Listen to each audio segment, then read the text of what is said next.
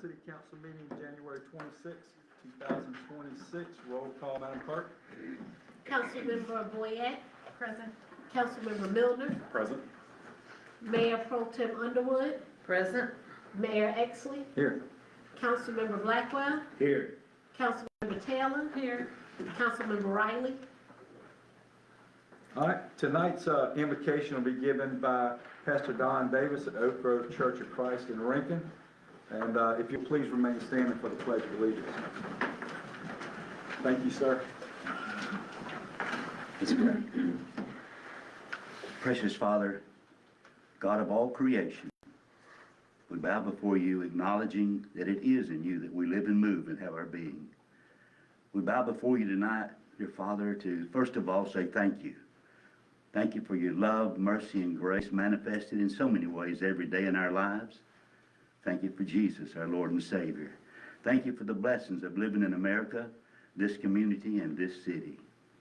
Father, thank you for those you've raised up to serve as leaders in our city. Thank you for our mayor, our city council, and all who serve in the various departments in our city. Please bless with your presence, with your wisdom and guidance, our mayor and council tonight as they consider the matters before them this evening. Please open their minds for the discernment needed to make not just good decisions, but the very best decisions for the well-being of our city now and the years to come. Thank you for the work and progress that has been done and is presently being done in our city. And now, Lord, may the words of your servant David and our Savior Jesus, when they said, Father, into your hands I commit my spirit, be the sentiments of our own hearts every day, in everything, for your glory and honor. In Jesus' name, amen. Amen. Pledge allegiance To the flag of the United States of America and to the republic for which it stands, one nation, under God, indivisible, with liberty and justice for all.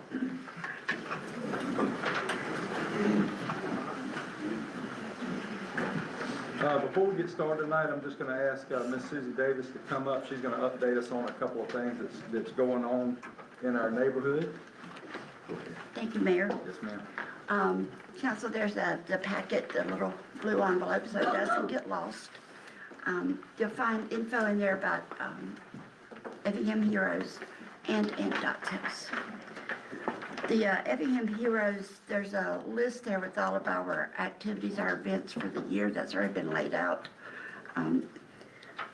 The Cookie Brigade, which after last year, there's 1,500 cookies made, and I didn't want to see a cookie for a while. But it's time to do it again. So we'll do that for Valentine's Day. And then you'll notice that there's a cute little warrant in there, cutest little jailbird that you'll see. That's our jail and bail that's set for April Fool's Day, which I think is a perfect day to have something like this. It was fun.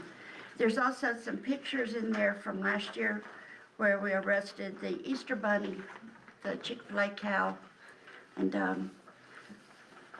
heard there might be a warrant out for Santa Claus, but the chief is pushing back on that, so we'll see where that goes. And then our Agency Awareness Week start April the 12th, and then it goes through the end of May. It does dispatch, corrections, fire, police, and EMS.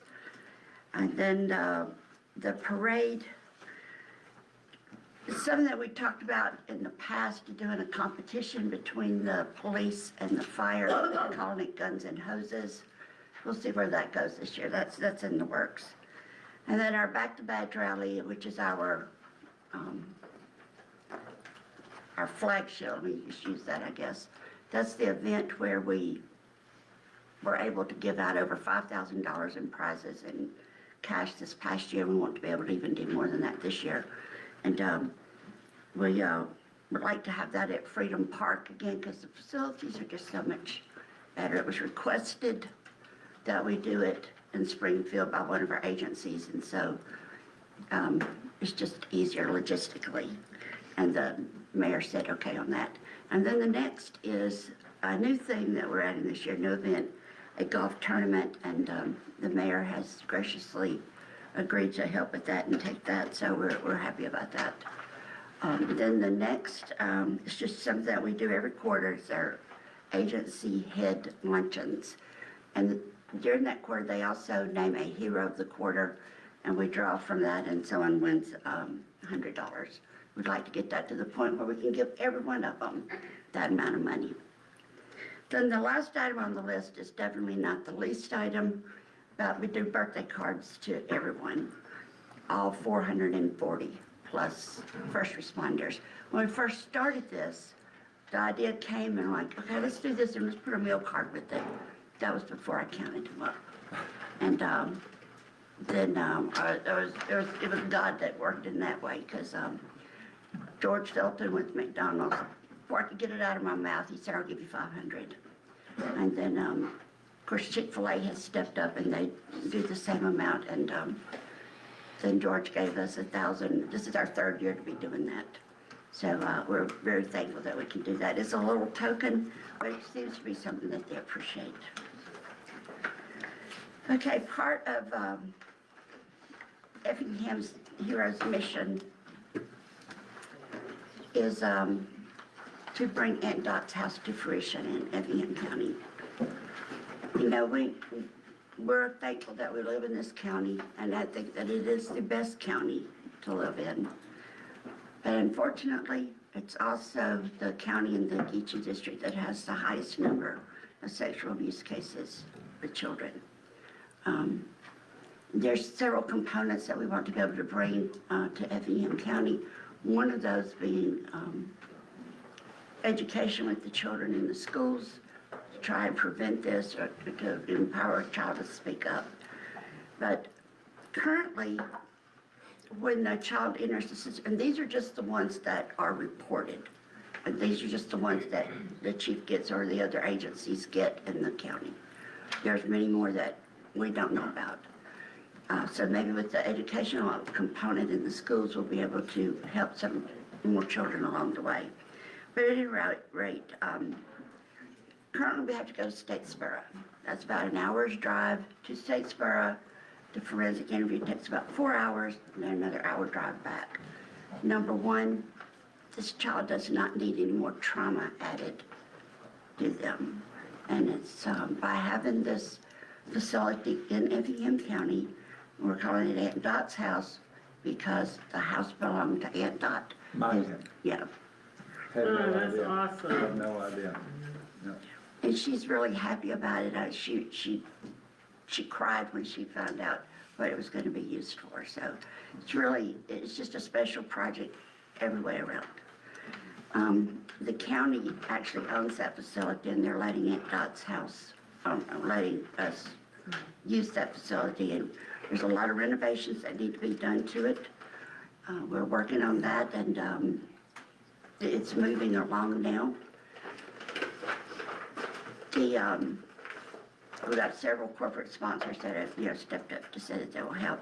By having this done inside Effingham County, number one, what I mentioned earlier, that we're saving the child from some more trauma, but it keeps our resources in the county as well. So that also helps all the citizens of Effingham County. And we want a family-friendly environment, something that's not intimidating, to make it as less traumatic for the child as we can. We want to be able to offer the counseling there so that there will be continuity of care for the child as well and for their families, because I can tell you that families are blindsided by this. They don't know what to do either. I can speak to this from a personal point of view, that you're like you're banging your head against the wall. Number one, you feel bad because you didn't know what was going on, and then to see the child suffering. And I think Merle put it the best when he said that whenever a child is a victim of this, it takes the life of the child without taking the breath. And we want to be able to breathe that breath of hope back into a child by offering these services here in Effingham County. That's amazing. That's awesome. And so with the dates that we had there, I connected her with Ms. Childress out at the golf course, so that they could work that out and put that together. But Miss Susie is gonna come before us as these dates. She gave us an overview, but she'll come to us just before these dates hit, moving forward, so we can let the community know, and obviously, Gina, you can, get that information out as these things come up, so we can promote it, keep it going, and we really thank you. Thank you. Thank you. Thank y'all. We appreciate your support. Thank you. All right, there's a motion in order to approve, tonight's agenda. So moved.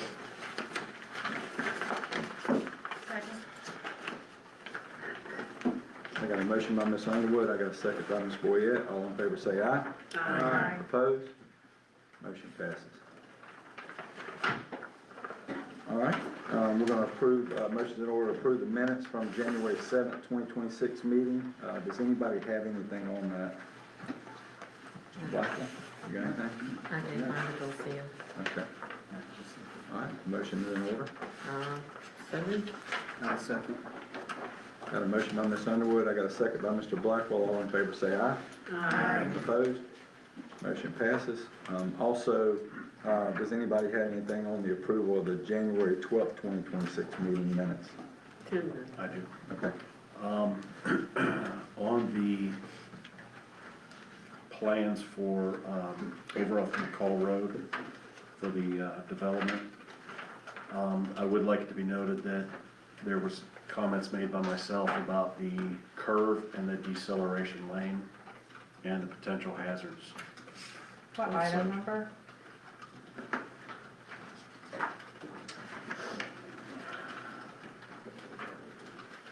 The agenda. Item 1, Thank you. it was in the, public hearing. Albeit, this was for the January 12th meeting. Anybody have anything else? Motion's in order. So moved. Second. Got a motion by Ms. Underwood, I got a second by Mr. Blackwell, all in favor say aye. Aye. Opposed? Motion passes. Public comments shall pertain to agenda items only. Should you wish to appear before council, those forms can be found online and at City Hall.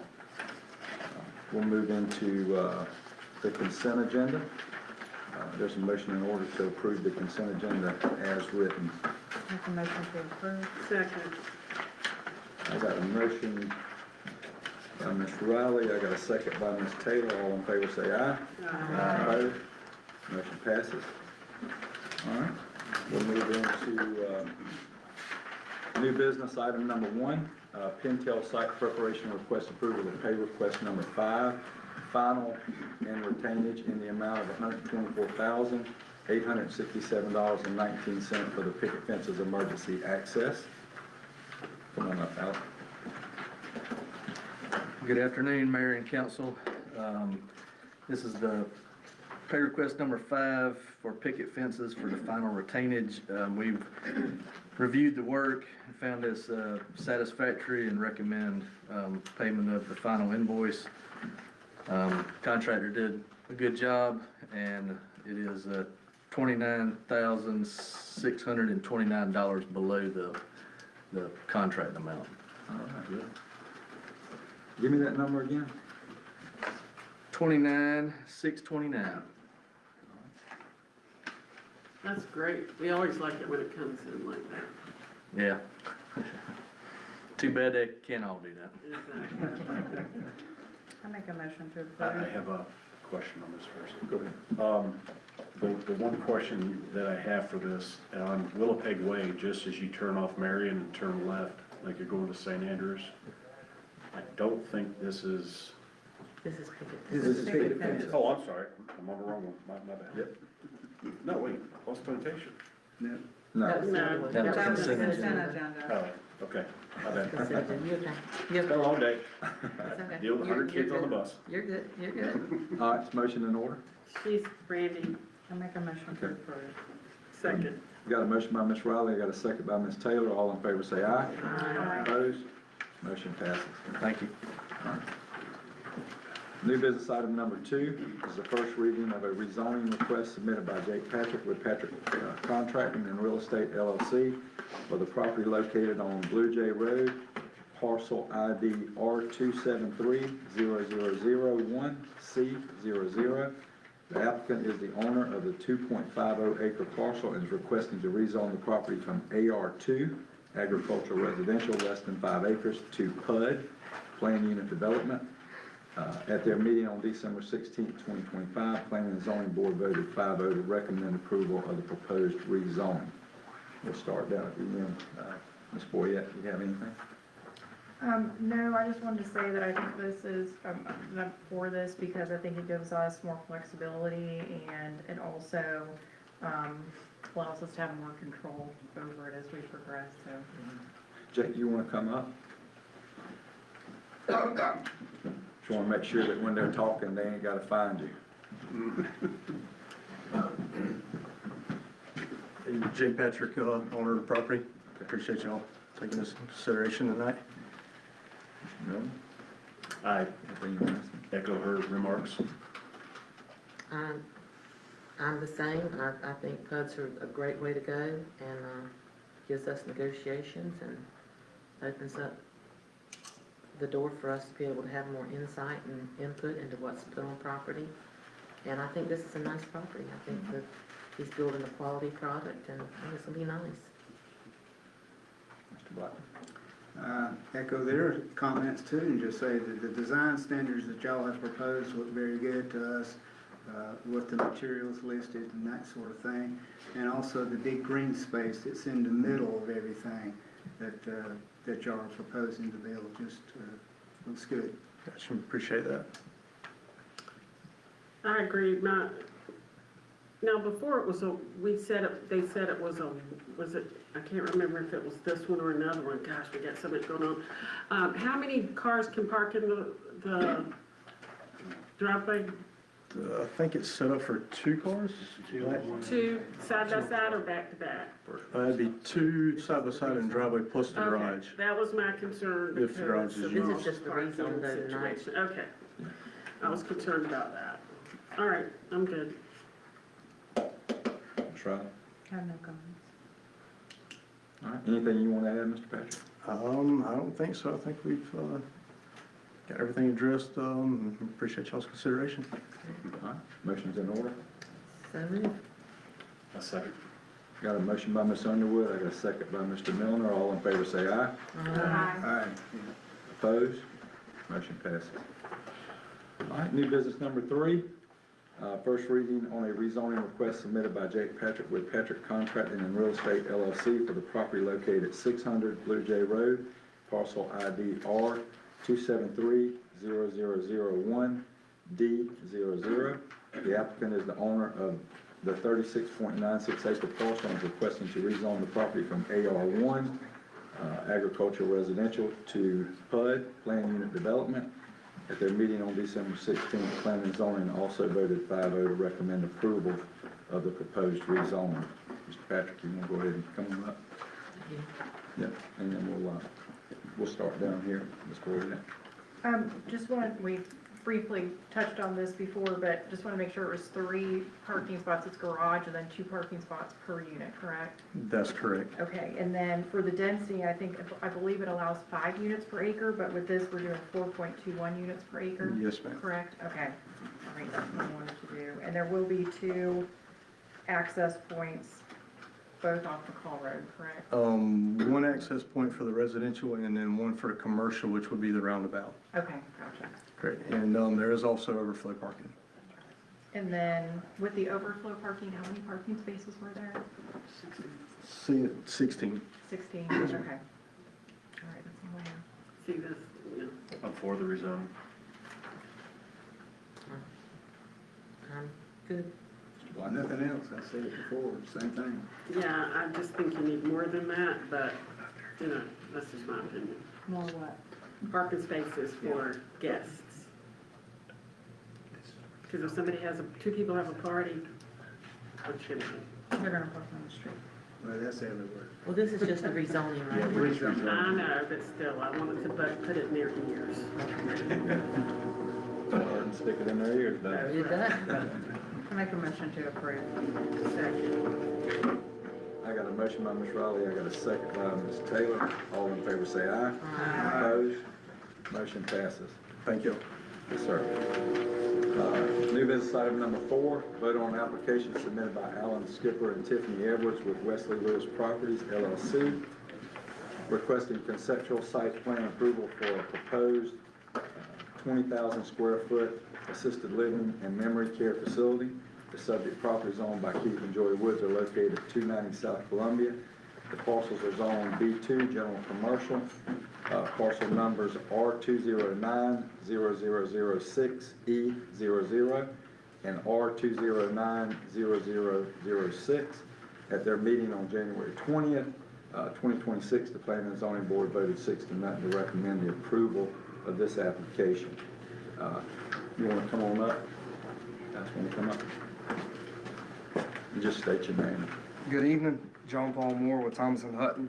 On behalf of the applicants, Alan and Tiffany are here in the audience and can answer any other questions that I may not be able to answer from the owner standpoint, operator standpoint. But so we've put together this concept plan. He said about 20,000 square foot building, assisted living, memory care units, got some courtyards for each use proposed off the back. More than enough parking. I think we've got like 40 spots, and we're like 16 over, I think, of the minimum.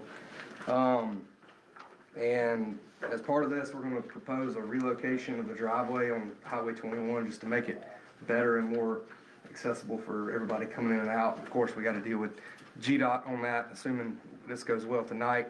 Then we'll kind of start that down the path of actually designing it and getting it permitted and, you know, the whole 9 yards. We also have a maintenance, kind of a maintenance access off of Magnolia, with a few more additional parking spaces there, more of a service access. But, anyway, y'all have any other questions of the plan? We'll start down with Ms. Riley. Any questions on it? Is there currently a building on this site? The building on the front, that front's 21, it will remain. That's the stone house. The stone house. That was my question. What happens to the stone house? It's Nothing? part of the, yeah, it'll be incorporated as part of the plan. So the road will come out, and that'll be an exit entrance point for both of those businesses? Correct. Okay. Okay. I think it's fabulous, and they'll probably sell out before they even get it built. Bobo, do I have to step down? I would, yes, Okay. I heard y'all's arguments last week, and I'm all for it. This is something that the community needs. The whole county needs more of it, so I'm in favor of rezoning this for that. Thank you. There is a tremendous need for elder care and memory care in our community. And this is a tremendously, this is just a fantastic thing. Right now, our people are having to go to Statesboro. I know people that are going to, to Springfield, but, for anybody in South Effingham area, there's nothing nearby, nothing at all. Thank you. I just have to say, I think this is wonderful for our community, and these types of facilities usually bring in less traffic and noise and so forth, and, have very appropriate hours of operations. I think this is great. Thank you. Yes, ma'am. Thank you. You have any questions for applicant? Or Yeah, like to- I think Alan, you want to just come up? I just wanted to verify a couple things that, that I heard, that, I think, Mona brought that up a while ago about people, in Statesboro. A lot of people from Effingham County are they're in line, in a waiting line in Statesboro to get in, and I just wanted to hear a little bit about that, so you can tell our community. Yeah, Alan Skipper. I actually have a facility in Statesboro as well, and currently at May 1 and have several on the wait list just because the only memory care facility here would be at Effingham Hospital that has skilled nursing, in Springfield. But some people don't require that level of care yet. They can still live in an assisted living facility and not need the skilled facility. So Bering Pooler, Statesboro, that's really the only access that this county has to those types of services. So it would definitely open up all the access that you need here for the citizens here. Perfect. Anybody got anything, Mr. Zip? This has got to get to Rincon because today I found out that one of our citizens is in Statesboro for this exact scenario, and they could be here. Right. All right. Anybody else want to speak on, before we move on to a vote? You guys come on. Yeah. Just come on up and state your name Okay. and your address and.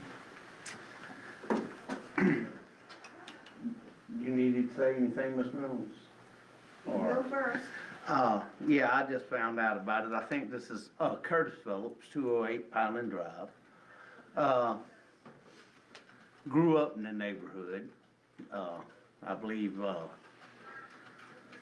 except for maybe a few of you, I probably lived here in Rincon longer than some of y'all been alive. Actually grew up in that neighborhood. I think when it come to, being K Properties, I actually had to inform them that it was a pond there before they realized they had to clean the pond out. So I think before y'all start approving and getting too excited about this, you need to make sure it does pass all of the EPA's regulations. I know it's also an issue with the neighbors who live down the street from it. So you do need to make sure it does pass all that. I think you need to check the back exit and why it does need to come off of Azalea when the village, I did find out that it does have a village type layout, which wasn't informed. I did need to know if it had if it was gonna be under one roof, which now that we do know the layout of it, it is a village type layout instead of under one building. It doesn't have wings like some nursing homes do, and it is it's not a nursing home type facility, it is Assisted living. Ma'am, Assisted living. assisted living. All right, one of the questions, since they are answering questions on it, is it gonna be a higher priced facility? Is it gonna be higher price? Is it gonna be middle income? Or is it gonna be government assisted? Y'all don't live in that neighborhood. Do you understand where I'm coming from? Sure. I've lived in that neighborhood. You can't address them. You gotta address us. Okay, Just ask the question. I and mean- we'll have them respond. Yes, sir. what type of neighborhood what type of facility are they the reason I asked that question is I've worked for Boyd Management, and I worked in a government-assisted housing development. I've worked with one that I felt very comfortable leaving my tools unlocked in my truck as their maintenance man. And I worked in another one that I didn't walk around the facility without a claw hook hammer in my belt. And it was just the type of people. That's the reality of life. And like I said, I've got a grandson that lives in that neighborhood who's 10. We've got other children that live in that neighborhood who's, young. I live in that neighborhood. And I want to know the environment that's going to be coming into my neighborhood. And any of you who live in a neighborhood can understand that. So that's another question I would like to have answered.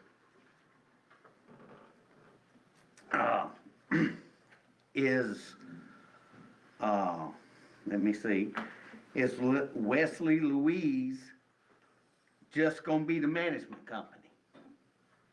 Because this goes back to what BK&B Builders actually wanted this property for from the begin with, when we go back to the original meeting, and I hope I'm not speaking too loud. I mean, I No, hope none of, we're running close on time. okay, I'll get back. I just hope I'm not too loud with my voice. After 26 years and working in machinery, working No, you're around fine. machinery, I hope nobody feels threatened because I'm too loud. You're fine. And, you know, there's just some questions. I know, listen, I've had elderly parents. That's why I moved back into that neighborhood, because I have had elderly parents, and I lived with my mom until she passed. But I think there's some questions that need to be answered before we get too gung-ho on this. So what I will say is your mom was very fortunate that she had a son that could move in with her and take care of her in her own home. Not everyone is as fortunate and they need facilities like that. Oh, yes, I know. My mother-in-law had to live in the Sylvania nursing home. I do know, and I realize that. But I think we need to make sure that all issues, not just a handful of builders, not just a handful of questionable characters who have used the laws, the justice system to try to get their way, and that's another suit that's being dealt with this issue that y'all may not know about, but you also may need to wonder about. And that can be discussed at another questionable time. Okay. But that was All right, issue, but. Yeah, we're at time now. But, So if you wanna- if someone Thank you else- for at least giving us an idea that this is a village layout. Yeah. And I don't think y'all need to give too much of approval right now until till this can be discussed a little further. Okay, thank you. Are you on the clock? Is there any questions? No, thank you, sir. No, So this is not a public hearing, right. no input is required Okay. legally or suggested. Y'all have the No, discretion. they, to call. yeah, we have the Okay. discretion, but it says here, we give you them know, 2 public minutes? comments shall pertain to, council agenda items. So I'm gonna make sure I give everybody What 2 is- minutes that 2 want to minutes, speak on. Bobo, you're on the clock? Yeah, Yes, ma'am, we can. yeah. Good evening. I'm Charlene Reynolds. I live at 208 East Myrtle Street. Curtis lives at 208 Pineland. We have a lot of 208s. I understand this is a request for Rincon City Council to vote on approving a conceptual site plan for 20,000 square foot assisted living and memory care facility. According to that, the business would be located at 290 South Columbia, Rincon. I noticed that the parcel numbers referenced are for the stone house that fronts on Highway 21 and the 3.4 acre parcel behind it that backs up to Magnolia Drive. Magnolia Drive is a residential subdivision street. I understand that a conceptual site plan is only a preliminary high-level sketch showing the general layout of the facilities that the owners want to build there. I know that a conceptual site plan for a new construction project would have to align with its intended goals and any legal, environmental, and community requirements. Are the owners going to comply with all the requirements needed for this new construction? The state of Georgia EPD has identified the 3.4 acre parcel as a dump site and has said this area would have to be cleaned up and tested before any construction could take place. I have other questions. How are the owners going to treat the easements? Where will the water go? There are so many other questions regarding this proposed construction. And if the council approves this conceptual site plan, what will be the owners and council's next step? Is this a green light to start building? Will the owners follow the site plan, the conceptual site plan? You know, there are a lot of unknowns there, and as Curtis said, he was a friend of my son. And they used to fish in that pond. They were friends all during school and high school, and that used to be a place that they would play at. I do know that the easement was a place around the old pond that was there, and but it has been bulldozed. We can see that from the street. there is no longer that high Ms. Charlene. easement in there anymore. Ms. Charlene, I'm gonna have to Yeah, stop you. is that it? Is that my time? Yes, ma'am. That's my time, okay. Well, just questions, I have questions. All my Anybody else? neighbors have questions. Okay?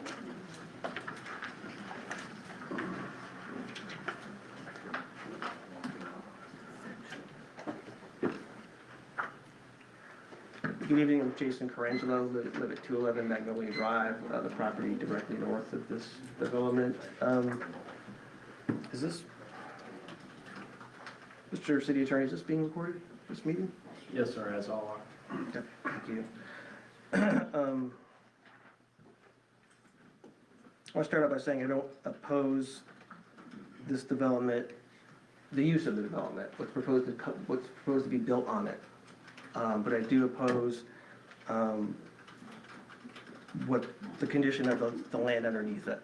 You all know me, I all know most of you. We talked about this at length throughout the past couple of years about our concerns about contamination of the soil, water flow onto my property and things like that. But just want to let you know that I don't disagree necessarily from what I've seen so far with this use being put on this site. But I want to say to start, I reserve my right, as guaranteed under the Georgia State Constitution, of direct constitutional challenges as may exist, including seeking fees and costs as entitled, based upon decisions and conduct of this governing body, particularly regarding decisions made in an arbitrary or capricious manner, which fail to address legitimate concerns and flaws in the proposal as presented, including expired environmental assessment, failure to plot, survey and account for legally binding expressly granted, properly recorded and dedicated permanent easement of record that has not been extinguished, abandoned, or released in any way. The setbacks required by code from this roadway entitled to exist within said easement. Construction of our improvements within this easement, including a 20-foot wide wooden bridge and gravel roadbed, and the basis of authority for this body to grant permissions or address activities of development on this parcel after Georgia EPD has stated all approvals for such activities must come from the state of Georgia and EPD review and no longer the city of Rincon, or Rincon City Council. All I get? Yes, sir. Thank you, sir. Anybody else? If not, motion's in order. Make a motion to approve. Second. I got a motion by Ms. Riley, I got a second by Ms. Underwood. All in favor say aye. Aye. Opposed? Motion passes. New business item number 5, vote to enter into an option and land lease with SBA Towers X LLC for an approximately a 50-foot by 50-foot space within parcel R2570024. The lease space will be used to construct and support and operate wireless communication facilities.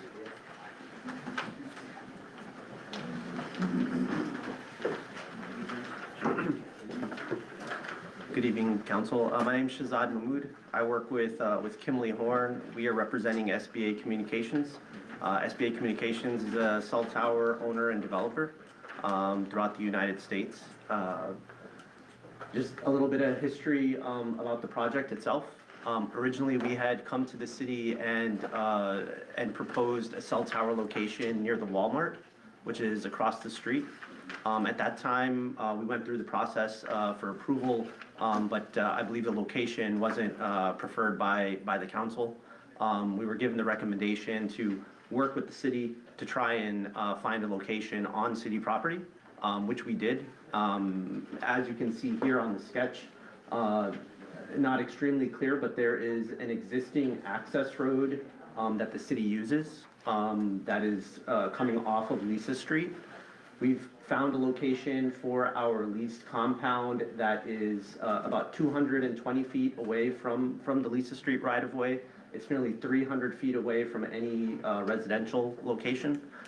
We also chose this location so that we wouldn't be removing many trees. We wanted to try and use the existing access and try to come as close to that access so that there wouldn't be as much woods taken out. With that, we've provided the city with the lease.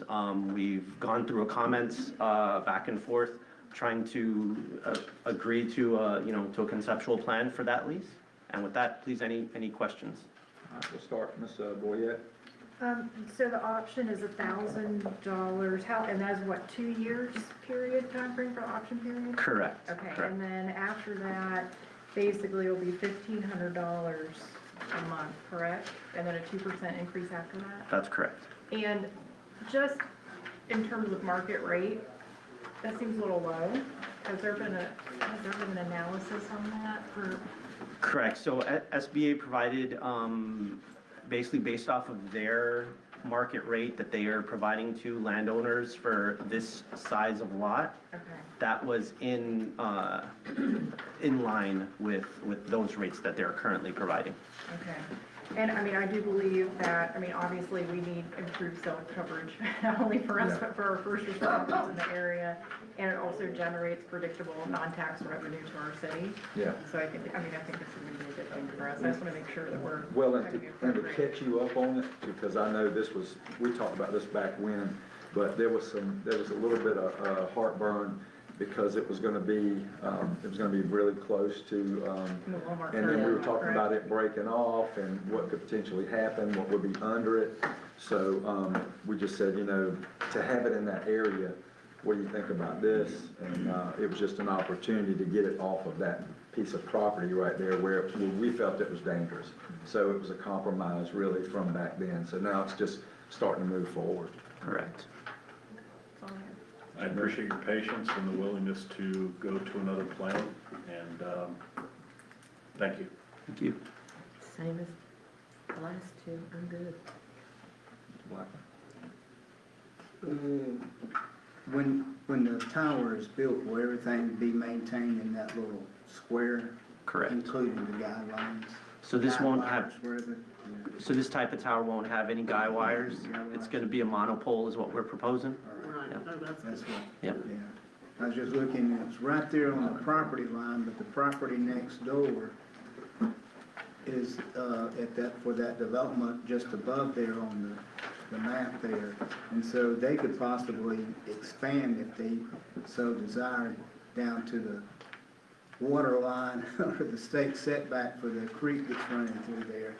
So I still have a little concern about the tower falling onto the adjacent property. There's woods right now, but in the future, it could be something else. We don't know. So at this point, I'm still in favor, but just pointing that out. Understood. My biggest concern, do you guys have like a 10-foot fence that goes around it? Correct. Okay, because kids like to wander back in that area, Yeah. so I just wanted Yeah, to tell you. that's a path Yes, where that road is, so, yeah. so, We can definitely make it 10 feet. So they usually range between 6 and 8. Sometimes they're masonry.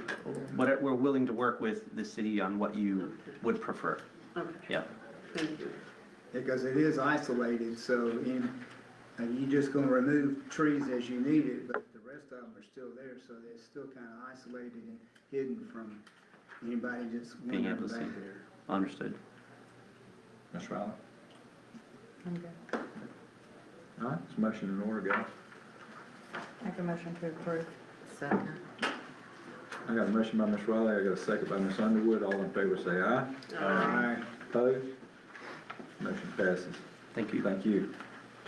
New business item number 6, second reading of an ordinance amending the Unified Development Ordinance, UDO, City of Rincon, Georgia, specifically Chapter 2, definitions, Chapter 3, development regulations, and Chapter 4, parking and streets. You want to come Yes, I'm up? coming up, I'm just trying to get that off the. Yeah, please. All right, so you're gonna see me for a while now. Yes. Let's see, so the first one is the UDO changes. You looked at these last meeting for the public hearing. The only change that I made as a result of that public hearing was to change the parking requirement from 1 per 300 square feet of floor area to 1 per 250 square feet of floor area. And doing a little bit of research and looking at the requirements and thinking too about how a liquor store functions, that generally it's a pretty quick in and out for people. This seemed pretty reasonable. It's a little bit more than general retail requires, but a little bit less than something like a restaurant would require. Is it equivalent to, say, a convenience store, because their operating's pretty much the same way? Pretty similar, pretty I mean, similar. parking requirements. Yes. So that was the only thing that changed as a result of that public hearing. So this would be second and final reading for this item. All right, Ms. Boyer? Miller? I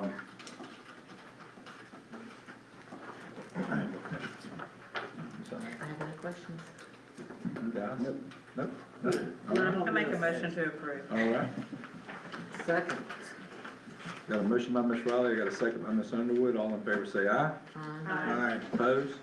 Motion passes. New business item number 7, you'll just stay on up there. First reading of an ordinance amending the code, City of Rincon, Georgia, at Chapter 6, alcoholic beverages, related to retail packaged liquor stores.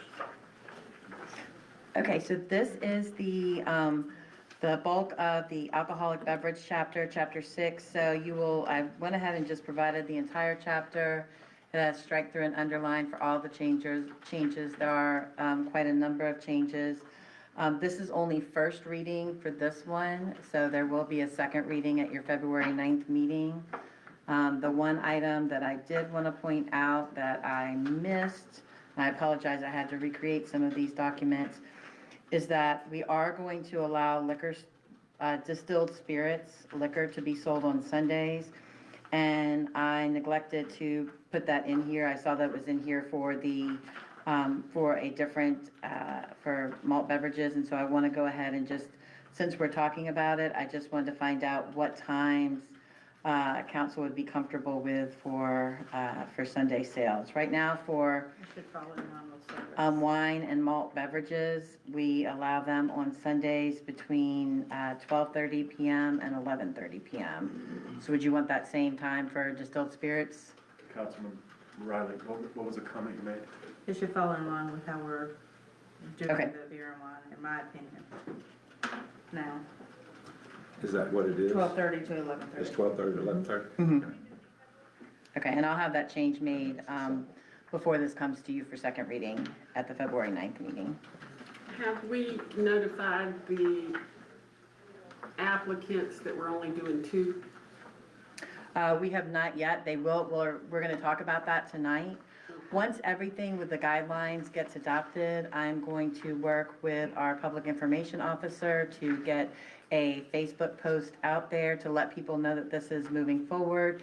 And then next week, next Monday, is when we identified that people could go ahead and start picking up their packets to go ahead and get ready to submit.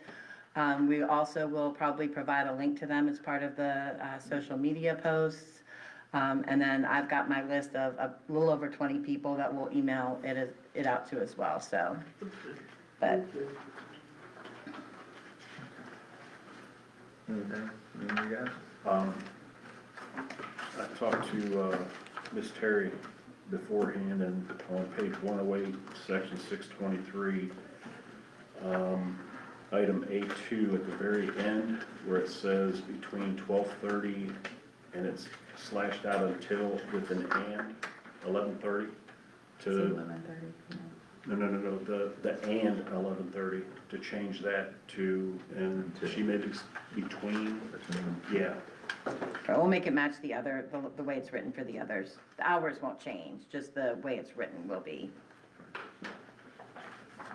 And the rest of the questions that I had, she was able to answer for me, and Bobo as well, so I'm good. For you. No more questions, motion's in order. Make a motion to approve. Second. I got a motion by Ms. Taylor, I got a second by Ms. Riley, all in favor say aye. Aye. Opposed? Motion passes. New business item number 8, vote to approve the guidelines for the liquor store lottery. Okay, this is what I passed out to everybody in advance of the meeting. So there is a change that I want to, well, I guess 2 changes. One is that as you mentioned, there will only be 2 liquor stores permitted as part of this lottery. When we went ahead and added the additional zoning district and changed kind of where we were measuring north and south, and then the Old Augusta area, it still kept putting Old Augusta in an area where there really wasn't anything else to compete with it in terms of another parcel. So after talking to the mayor, and I sent everybody an email about this, we just felt that it would make more sense to just keep it at 2 sections. So we've got north and south, and the last page in there is a map that shows those 2 sections. And then as the city continues to annex property, if there's a need identified by council for additional liquor stores, then we'll go through the same process again, have a lottery, allow applications, and do it that way. So, but for right now, it would be 2. The other significant change that I want to call your attention to is under lottery process. If you'll remember at the workshop, we had, council had asked if we would add kind of a local preference option so that if you lived in the city or you had operated a business in the city, you would get kind of an extra chance in the lottery. And so after talking to our attorney, it turns out that that is not recommended per state statute. There could be some concerns with that, so we've removed that from this. And those are the only 2 changes, significant changes since you last saw this document. Ms. Riley? I'd like clarification on what the state statutes are that cause that to be a problem. Yes, ma'am. OCGA 332 states there should not be a requirement by the respective local governing authority that the applicant be a resident if the applicant designates a resident of the city or county to be responsible for any matter relating to the license. So we would need to accommodate that statutory. But giving them an extra name in the hat is not a requirement for residency. It's not per se, and if we want to move this to a follow-up meeting and go through attorney-client advice, we can, but I work for you, so if you want to have it now, you can tell me to talk about it now. We pay you big bucks to give us legal advice. So this is the first I'm hearing of it. I have questions because I'm the one who suggested that our residents or our business owners get an extra name in the hat. And I feel very strongly that they should. So I'd really like to understand a little bit more because that's not a requirement for residency. Well, and I think we still have some time so that you can sit down and, that's nothing that we have to. I don't know that you have to decide tonight. That's right. Right. Talk through it more if you'd like. Yeah, that's what I'm saying. I think we talk through it some more and so everybody understands that piece if y'all want to do that. So we can make a motion to table it. No. We don't need to table the first reading of an ordinance. No. Well, this one, What's a okay. resolution? Or actually, we do. You do need to table it. We do. This is for approving the guidelines for the liquor store lottery. Make a motion to table? I second. Got a motion by Ms. Underwood, I got a second by Ms. Riley to table new business item number 8. All in favor, say aye. Aye. Opposed? I'm a no, so I'm sorry. You don't want to table it? No. Is it tabled to the next meeting? I believe that's what was Yes. said. Okay. Yes, ma'am. I've got here that you're a nay No. on that, okay. All right, motion passes. New business item number 9, vote to approve fees related to retail packaged liquor stores. All right, so this is the final item. This is a resolution to establish fees. So we've got 2 fees. One is the application fee, $100, and then the actual alcohol license would be $5,000. And that includes everything, beer, wine, and distilled spirits. No, this is, we're not making any changes to the beer and wine. This is specific to the retail packaged liquor store, so just the distilled spirits. It's just the fee So- schedule. the liquor store's gonna sell beer and wine too, right? Most of them do. It's- I So think that it- license would offer them the ability to sell that as well, is my question. Or, and I only ask because I'm required to have 2 different licenses to sell on premise. Right, and I Are we don't, asking them to have 1 or 2? And I don't know that I can answer that today, so I can,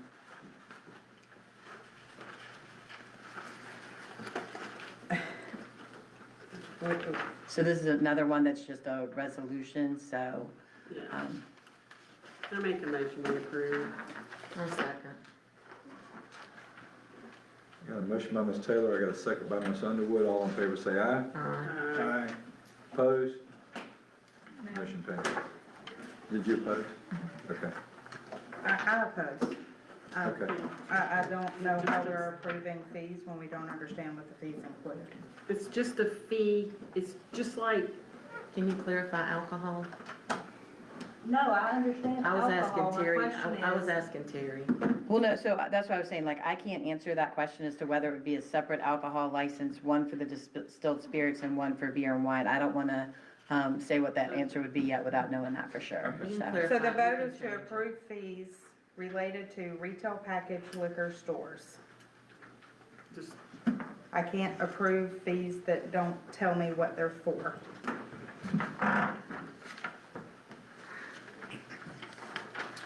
Under the UOD, as like it says, the definition, retail package liquor store means a retail business establishment owned by individual partnership, corporation, etc.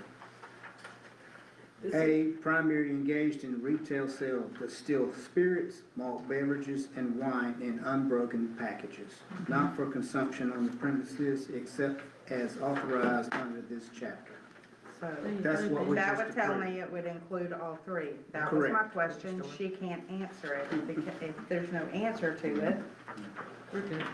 All right. Yeah, we approved it anyhow, but that's, I thought that was in there, so I had to find it. Thank you, Ben. New business item number 10, a resolution imposing a moratorium on the acceptance, consideration, or approval of any new conceptual site plans, administrative site plans, preliminary plats, preliminary site and development plans, and application for non-single-family detached building permits for property wholly or partially located within the Highway 21 overlay district. Ms. Lewis? Maybe Bobo was gonna do these. I don't want to get in the way of a good thing. Just stay up there a minute, too. Okay, so, let's see, so it's for the Highway 21 overlay district. So this is something that council asked for to provide a chance to possibly make changes to density, to be mindful of our wastewater, our utility capacity, but specifically our wastewater capacity right now. And then to, let me see, and then also to consider different uses that may or may not be appropriate in the Highway 21 overlay district. So I believe this is proposed, just like the other one, to take, may take 6 months. We would not delay it. We're going to work towards changes. We may have workshops as necessary. There may be something, there could be something that comes out of the master plan process. And so as soon as we have something ready to bring forward to council, we'll do so. And if we have that adopted prior to the end of this, then this would go ahead and end. Ms. Riley, we'll start down here with you. No comments. no, This is just basically for new construction, correct, Terry? That we're. That's that correct. we say a moratorium. So if I own a business on 21 now, I could remodel it to my heart's desire, but that wouldn't affect it because we're not adding any more to it. That's correct. And the uses are, the business is already there. The business is already there. Yeah, I just want to reiterate to the public that why we're doing this is mainly for the wastewater treatment plant that's not supposed to be completed until the end of October. We just don't have the capacity to add anything new in the city, businesses or homes, just for that matter, so. I don't have anything.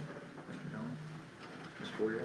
I just want to say, I think this is a great idea. It's a temporary planning pause, it's not a ban, and it gives us time to really assess not only infrastructure pertaining to wastewater treatment, but also, traffic. There's a litany of things on the list, so I think this is a great thing for us to do. This is what you guys wanted to see Yeah. from the last one. Okay. All right. Is motion in order? So moved. Motion approved. All right, I got a motion by Ms. Underwood, I got a second by Ms. Taylor. All in favor, say aye. Second. Opposed?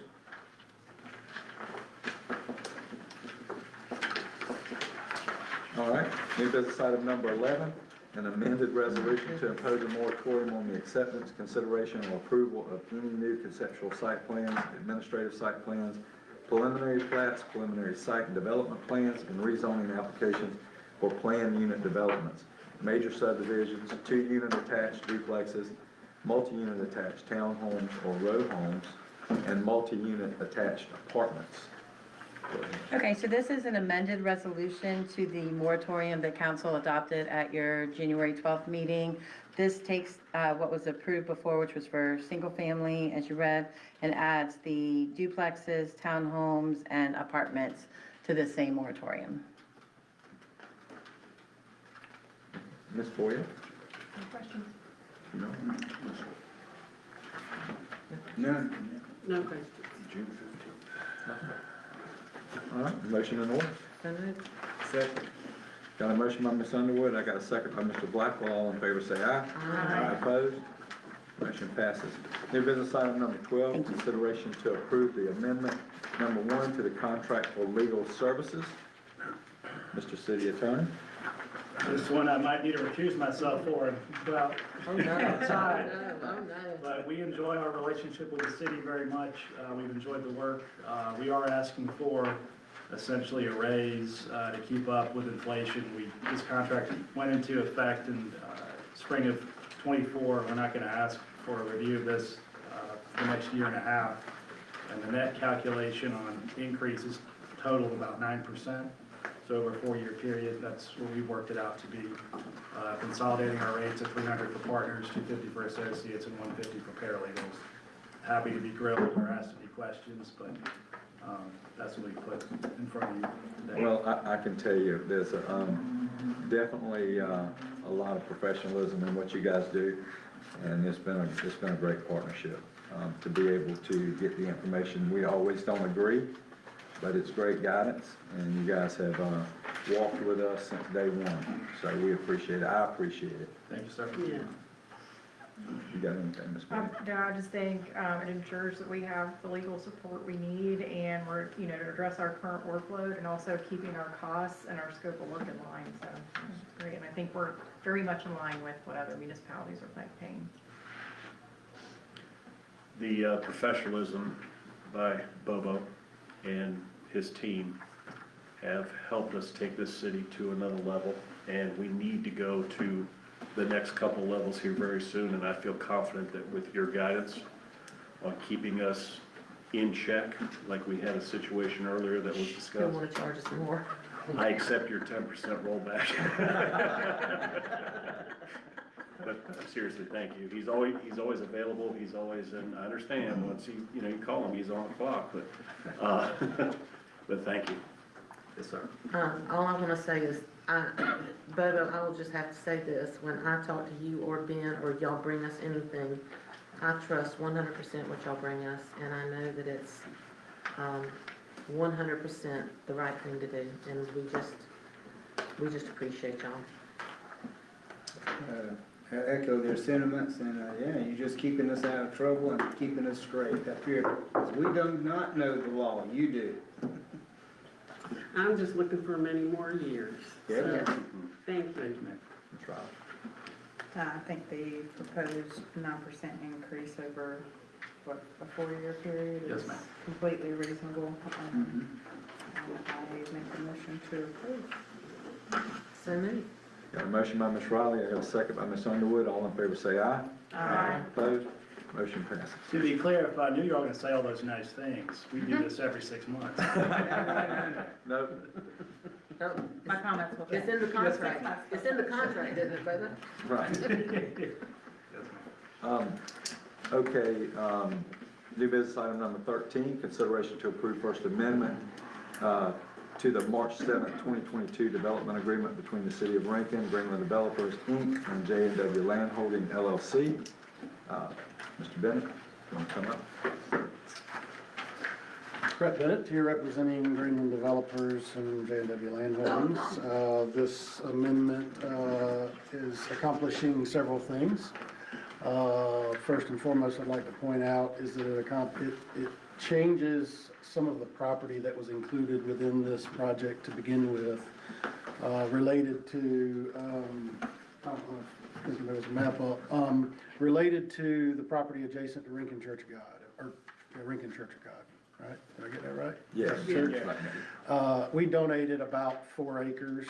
If y'all recall, there was a little road right between Rincon Church of God and the office that they have right next door.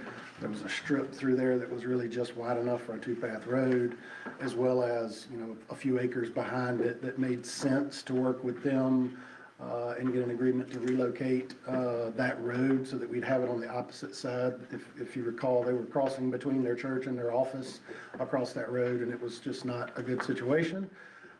So we worked that out, acquired an adjacent piece to move that access point. So it's removing the piece of property that was donated to Rincon Church of God and adding the adjacent piece on the other side of the church, on the north side of the church, so that access point will actually move, that curved median cut ultimately will move to the north side of the church. That was part of it. It is clarifying some things and cleaning up some language related to a community improvement district. It also clarifies some of the uses that are allowed within the project, and establishes all of the things that we have done that we committed to do, which was donate the 70 to 80 acres, I forget the exact number, to the city, allocated the 120-foot right-of-way along through that site just south of the tracks for the future east-west connector. Those are the primary ones, I think, the big topics. You guys gave some property to the Habitat as well. That's a different project. That's the one okay. across the road, but All right. that's correct. And we also have the 3 point whatever acres for the fire Future, department. correct, Future fire department station, in that's there. right. I was just highlighting what changed in the agreement, Yeah. so. That's great. And I did speak with, the commission chair before, the meeting, and he is having the map sent over to everyone, tomorrow morning. So you guys will see the east-west connector and the property that was purchased, for the east-west connector and their, future water, deal that they have. So, they actually adjusted that to make sure where the east-west connector would hit. So you guys will have that tomorrow morning as well. And that was initially agreed to, largely to help get the trucks around downtown Rincon, off of 21 over to the Parkway, which benefits us all. All right. Any questions, Ms. Riley? Anything? Michelle? No. Mr. No. Ms. Boyer?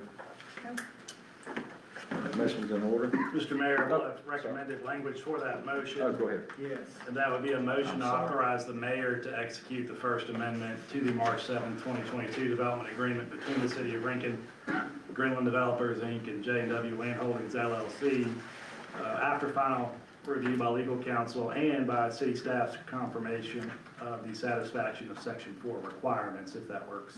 Yes, and so for council, what that is we've got some things coming from Alec, right? That we know, we pretty much know we have, but Bobo's getting those things, so that would be what we were doing. We want to make sure that we get those things in hand before we, so that's just Just some confirmation of.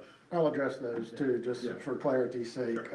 Verifying that the infrastructure was constructed in accordance with city standards, which it was done.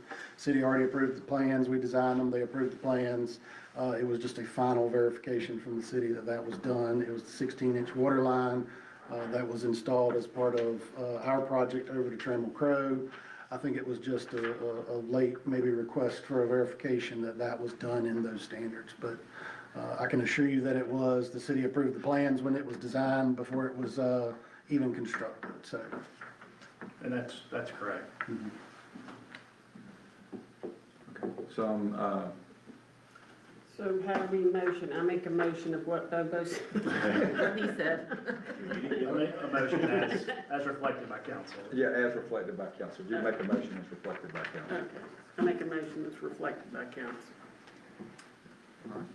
Any second. Second. I got a motion by Ms. Taylor, I got a second by Ms. Underwood. All in favor say aye.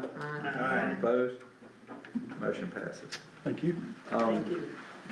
New business item number 14, approve a proposal from GMC to provide conceptual design services for an 80-acre recreational park in Rincon. The project cost is $26,000. You want to come up with that, Ms. Lewis? So we have, the city of Rincon has a professional services contract in place with GMC, so there are some items that we have requested them to do that don't need to come to council because they fall under that threshold. This one at 26,000 is above that threshold, so it needs to come to council for approval. Can I speak to that? Yeah. We had GMC doing some designs. We met back in April, and council gave an idea of what they wanted done at the different parks and things. And GMC was asked to do the design for these things. And that's just the design only, which is also what Terry's going to use. It's going to help with the master plan and the process in the master plan too. So anyway, but that's what we're at, along with Freedom Park, Patriots Park, and this, correct? That's correct. And we haven't gotten those back yet, right? We just started. Just starting. Starting. Yeah, because we hadn't approved yet. And another thing, Ms. Riley, this is just for council. We're also, you know, those guys have actually, they come forward and give you quotes on what it costs to build what. I think moving forward, and this is just recommendation for you guys, that you just start looking at possibly the drawing cost, and then let the other stuff be bid out through the city for local vendors. And then that way, you know, we've got a better handle on it, because some of the pricing for what you look at can really be extreme versus what you're trying to build. Right. And so I just wanted to add that, and I know you guys have had a conversation about that. Yes. Ms. Lewis, and we would just like to look at it that way. If we can, if you guys agree with that, I feel like it's the best thing to do. Well, and what's happened is they came back with Freedom Park, and then sometime way back came back with something for Heinley Center, and the prices were enormous. And when I talked to Kevin about it, he said, well, we can get the designs from them, specs from them, and bid it out to others. They're probably, I mean, they're really good at park design. I mean, you know, they're really good at park design, but that's probably where our relationship will begin and end, is the design and specification. If there's no comments or questions. Mayor Council, I just have a question about that item. Where do we anticipate to take the funds from? Like, there's no more slots per rec right now. I don't know if this is in, It's not right.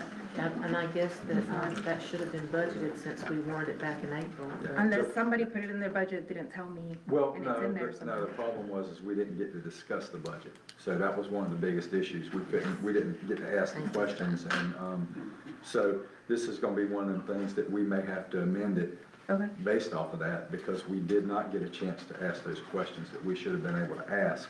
And, I'm sure this would have been one of the questions, because it was on the forefront whenever we went into the budget season to discuss this.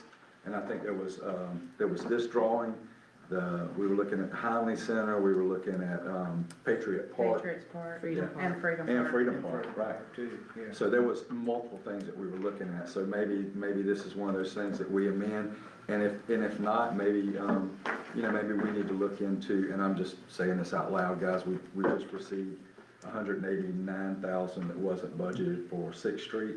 So maybe you guys look to pull that, but that'll be y'all's decision, that we can take from that money, because it wasn't budgeted, and move it in to cover this. Now, that was received last year, so it stays in revenue. So essentially, what we have to do is that stays Yeah. in fund balance. Yeah, So essentially, Okay. what we would have to do is pull from fund balance yeah, for this. yeah, that's what I'm saying. Okay. Yeah. Because we didn't have that, we didn't allocate that to anything, so, Right, this Okay. ball was dropped. yeah.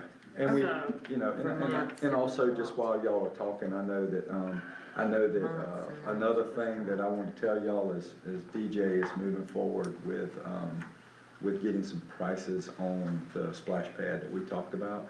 And we'll be bringing that, And also the playground at Macomb. and the playground at Macomb. So we can talk about that money and how we want. And how we want to do it, yeah. When he gets all that together, then we can look at how we balance that out, how y'all want to balance it out, and that's what that's what we're doing. I'll wait till my turn. So we'll need a budget amendment Yeah, for this item. okay, be fine. We need to do that next meeting then? Yeah. Yeah. All right. Probably just wait and get them all pulled together, because there's And we'll like just put it three. in rec department. Yeah. Yeah, okay, No problem. perfect. Thank you so much for bringing that to our attention. No problem. Was it? Yeah, right there. Yeah, I know Tim was going to ask it too, so it's really good. The question that I have is, on our agenda cover pages, there's a section for purchase, and I know sometime in the last year this was brought up. It was requested that how are the funds being paid? If we have to do an amended budget, could we possibly have that on this list ahead of time? Yeah, Tim, and that's one of the things that I want to change, because I think that we need to have an agenda summary, so that it's requested on there, and then those items are put in whether they're budgeted or not. That's something. It's on here. Yeah. It says current budget amount $0, deduction of this purchase amount $26,000, remaining budget balance in this line item $0. Zero, Like right. this- It's kind of here. It's Yeah. not, Yeah. it's not screaming at you, but it is here. It is there, yeah.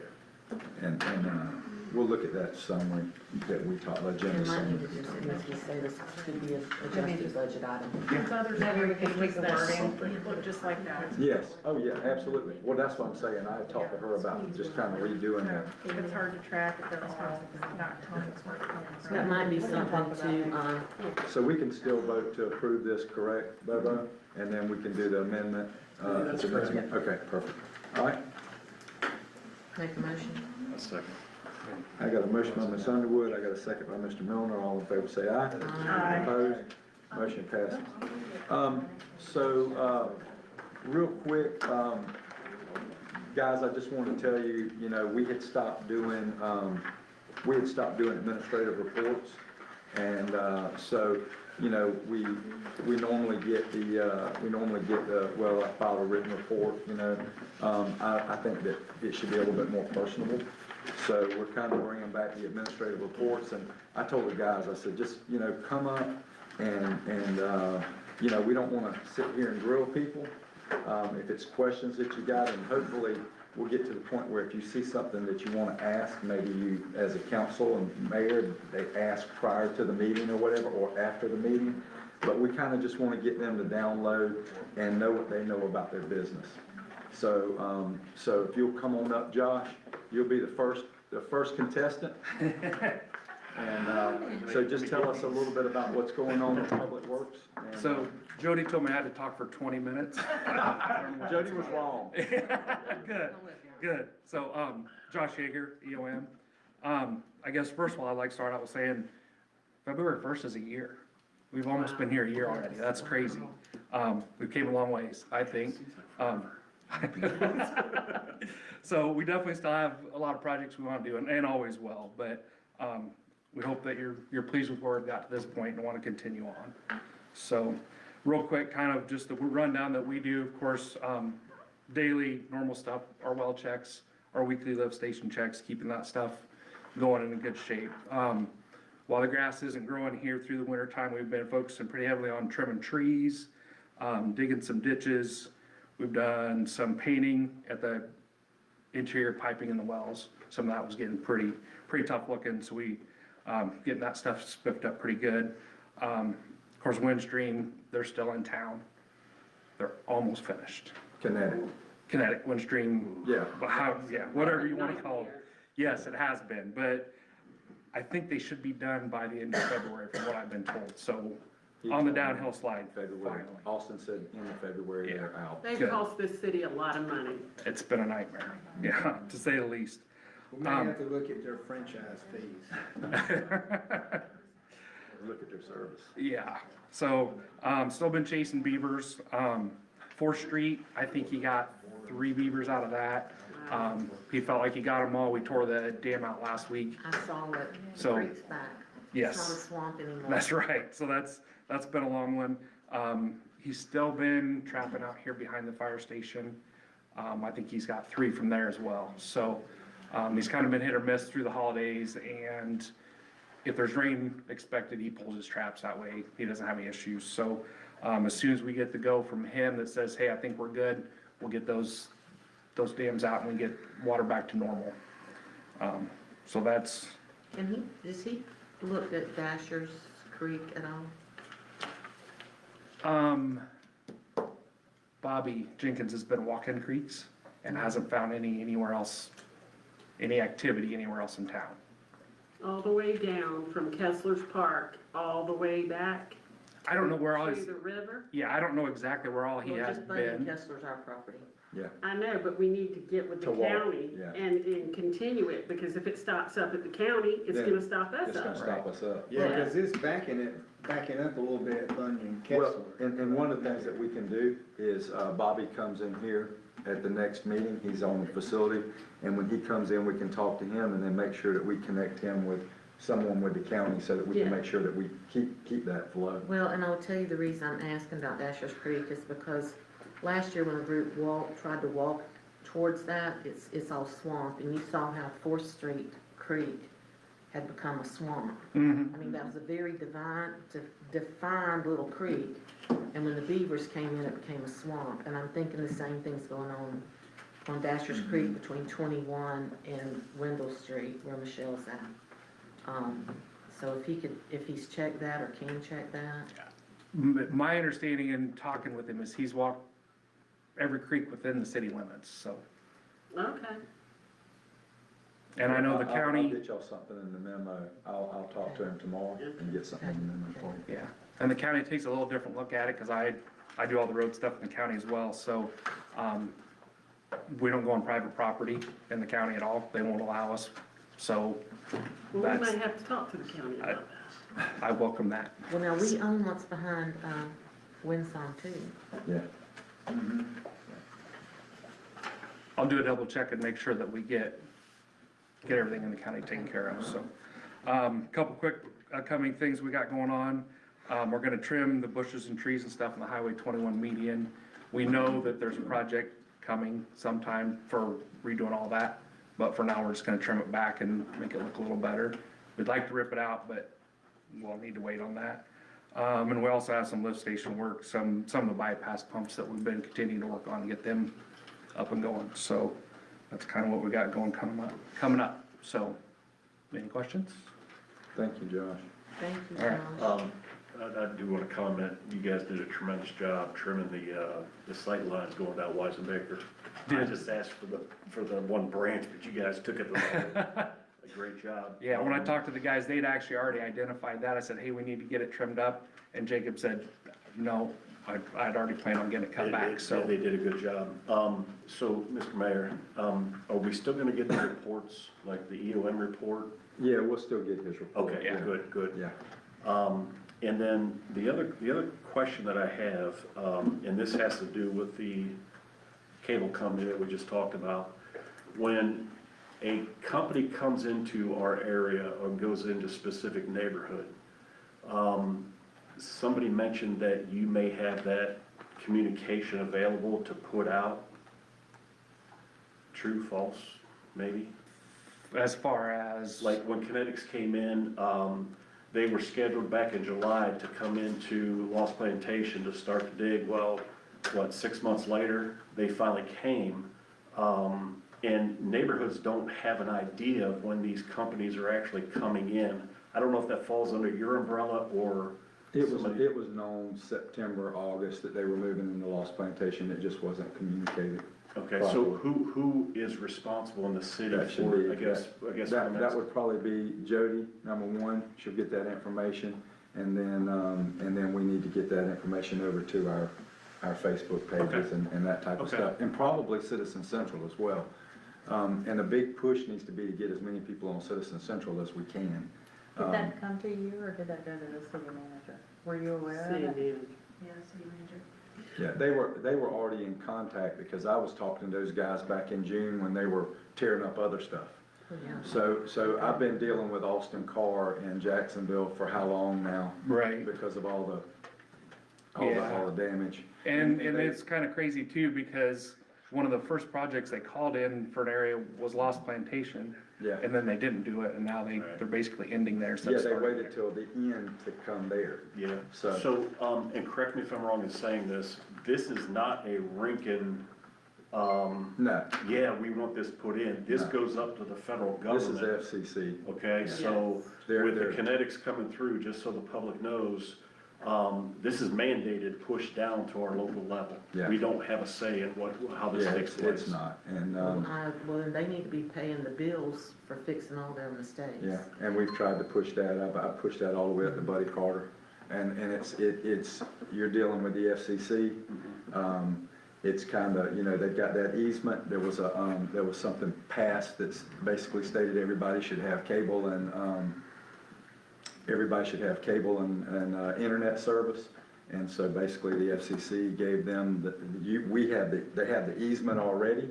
And so they just come into town and, start going at it. And we've done a bunch of things in the middle of that, like we went out and got somebody to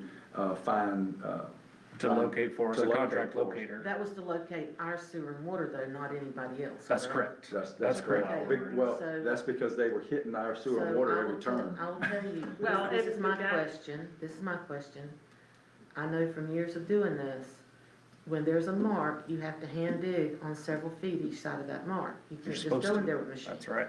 And if you cut a line, you have to call that 811 number and report the break. Now, I know that there's nothing we can do about ours, but is anybody calling 811 and reporting the other breaks? Because I know people that's been without cable, power, I mean, That's completely on the contractor to do when they hit something. That's their responsibility to report that. So I think the better question is, what is the city's recourse, and what are we doing to find these companies who do those things? Because I don't think we have a process for Yeah, that. there Well, it's the is federal not, government, it's the the federal state government, government you doesn't give us can't, But you can't do anything when with they it. come in and they break a line, They and they fix it. don't, they fix it. Yeah, they So, fix it. okay, so what is the recourse for when they don't finish the work and they leave the lines just laying across the sidewalk and in the street? Because that's what they did 8 months ago in my neighborhood, and it's still there. Supposedly there's a new speed bump that surfaced in Williamsburg also because of Connect. There's a new what? I need, Speed bump? Oh, yeah. Yeah, we got a speed bump in, on Stephanie Avenue, where they bored under the road. We've lost cable 4 times. okay, can I ask this at least, this might be a Bobo question. Could we write a nice letter that would be sent to Buddy Carter and John Burns and Kinetic and from council and us sign it stating the problems we've had and at least. Well, that would be good, and. Well, we're gonna be there this weekend, so maybe Right, we can face to exactly. face with them. Well, I think a political dialogue would be a productive place That's to right. start. Yeah, when they that's a broke good place to have the it. line over by my house, right beside my house, the guy said, our machine is not off, y'all's pipes are off. That's what he told me. Oh, yeah, I've heard every right. one of those. Listen, They got those machines, Yeah. and it's just But Clearway dug them by hand, and you didn't even know they were there when they were finished. It was amazing. yeah, Okay. yeah, So, all right. Thank you. thank you. Thank you. I'm gonna have the police department come up, but I'm gonna, Gina, if you guys will come up first, for the PD and, just talk to us about the deers and grubs. Thank you, Josh. Thank you. Scott's keeping the chair. So, I made this little thing for y'all just to give you a little visual of what we're working on. Obviously, this is the 7th year for Gears and Grubs, Scott? 7th year for Gears and Grubs, and they have joined up with the city this year. And I have thoroughly enjoyed working with Scott here. We, myself and Scott and Richie took a field trip out to Freedom Park, and we think we kind of have the layout the way it needs to be to facilitate all of the fun things that they are doing this year. We're keeping the skating rink. There'll be a kids touch-a-truck area that's going to be really, really exciting and fun. And there's going to be inflatables. There's going to be horsepower alley. There's going to be about 300 cars in the car show. There's going to be motorcycle stunts. There's going to be a Journey cover band and monster truck ride, right? And a What am I water missing? skiing squirrel. And a water skiing squirrel. Twiggy is going to be there, yes. So real quick on the touch a truck, Mhm. I wanted you to tell everybody who we have, who's coming to that. Well, so far I have got a verbal agreement with Chatham County Sheriff's Office, Chatham County Police Department. I've also spoke with the Savannah Police Department, Rincon Fire Department, Effingham County Fire Department, and also, of course, the Rincon Police Department. So far, that's what we've got. And then Scott actually said he had to connect for possibly a military vehicle as well. Oh, good. So if you guys have any ideas, that I have a packet that I can send them that gives them something to register, gives them a waiver to sign, and we'll have room to put loads of stuff over there. So if you have any ideas, any agencies that you think that might want to participate, I've reached out to EMS. I've reached out to every fire department and police department pretty much, so. Reach out to, Rincon Elementary, because they have just about everything you can think of come to their school to kind of do that. Theirs is more career day, but they have a lot of interesting things pulling off that campus when we're pulling in. Okay. Very good. I actually talked to the sheriff too, and he said he might bring the seat belt. You know, the thing that they can get in and it shows them what it feels like to be in an accident at like 25 or 30 miles an hour. Of course, the fire department's gonna bring their inflatable house, their smokehouse, so should have a lot of good things over there. Maybe we could get a kinetic truck there. No, that's the onion With thread. a hacksaw. Anyway, and Scott volunteered to come and spend his whole Monday with us to answer any questions you guys might have about the event. What were the hours, Scott? Is it It is 10 to 4. 10 to 4? It'll be 10 to 4. So we're mirroring our previous hours. As far as I know, it is the highest attended ticketed one-day event in the county. It is. You guys beat me by when you do your multiple days. But yes, as a one-day event, we get about 4,000. I think we have potential to grow that a little bit. But we're gonna make use of every inch of space we possibly can. And I would like to say on the record that as a representative of the healthcare system, we're very excited to expand upon our established relationship with the great city of Rincon and look forward to continuing that moving forward. We did Christmas market, we're gonna do this, we're gonna bring our golf tournament, and it's just a great city to work with, and it's a great venue to work with. Great. We appreciate you guys. Pretty good people. Yep. Yeah, Thank you. I go every year, I enjoy it. Thank you. So speaking of Christmas market and golf tournament, and do we have a calendar like for the year where we can see like all of, like All the the events, and event maybe calendars. Delcia can get them on a calendar so that we know what's coming for the year? Yeah, she has it right here. She gave this to me today, and we're just gonna go through it, and then we're gonna put it all out to council. I got this from her today, today. Today. Yeah, For me, so that's why you like, don't have it yeah. right now. Like about an hour So, ago, 2 hours ago, yeah.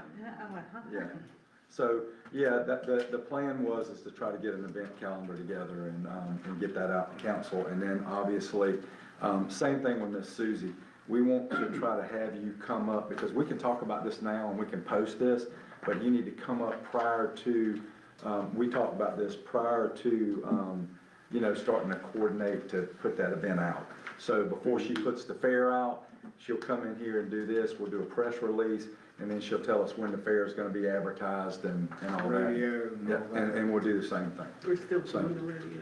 Yes, yeah.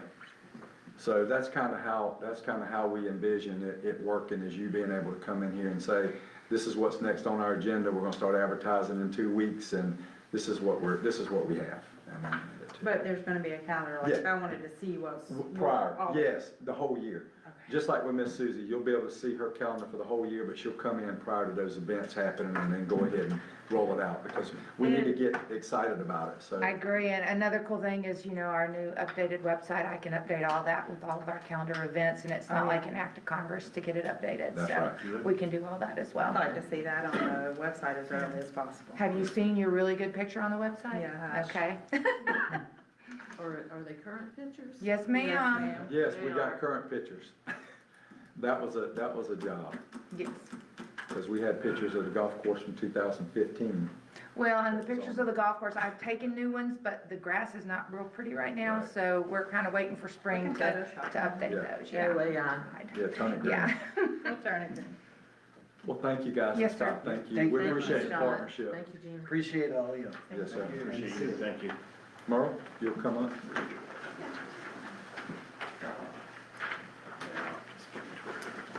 Mayor and council, evening. Good evening, Chief. I have submitted a written report, but I also have more.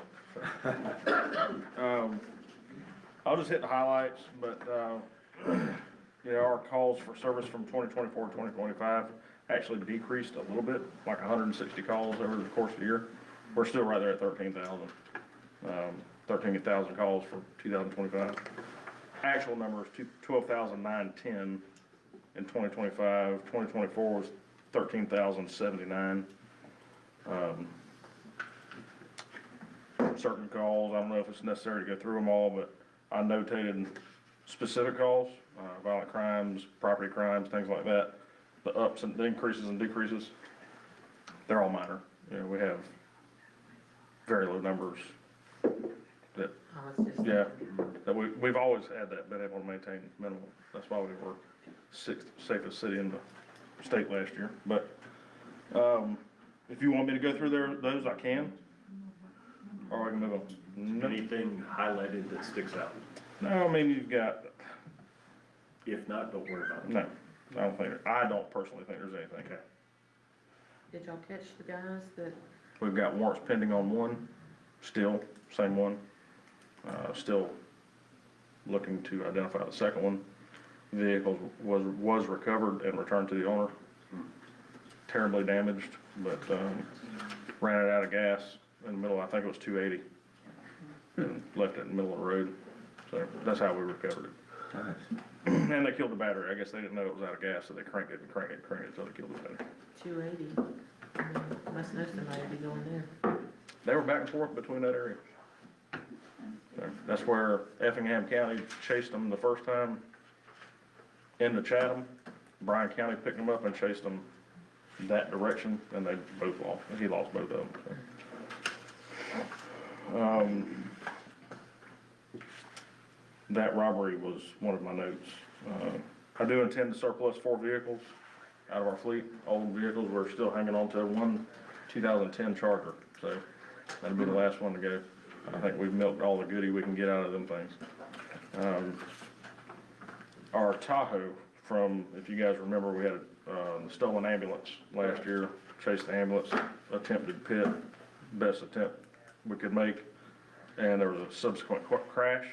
The insurance company's wanting to total up the Tahoe, which is very surprising to me because nobody that saw that vehicle in person up close believes that it should have risen to that level, but that's what they're saying.